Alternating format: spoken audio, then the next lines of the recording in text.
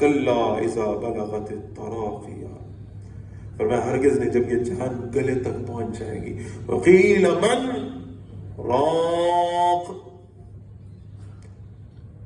ساری زندگی وہ لوگ جو دم درود کا انکار کرتے رہے، جو مذہب سے بیگانہ رہے، جو یہ کہتے رہے کہ یہ مذہب ڈھکوسلا ہے، اس کے سوا کچھ نہیں ہے، جو روحانیت کا بھی انکار کرتے رہے، اب جب ان کے باپ کے مرنے کا وقت قریب آیا اور روح یہاں تک پہنچ گئی ہے اور اب جان نکلنے لگی ہے، تو یہ سیکولر لبرل لوگ بھی، ڈاکٹرز نے جواب دے دیا، حکیموں نے جواب دے دیا، ہومیوپیتھک والے بھی ہاتھ کھڑے کر گئے، اب روح جسم سے نکلنے والی آخری حل کیا ہے؟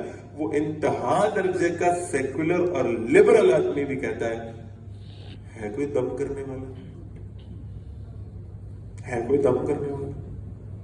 دم ہی کر دے، اور تو کوئی چیز فائدہ نہیں دے رہی، اور تو کوئی حربہ کارگر نہیں ہو رہا، تو کوئی دم کرنے والا ہی آ جائے.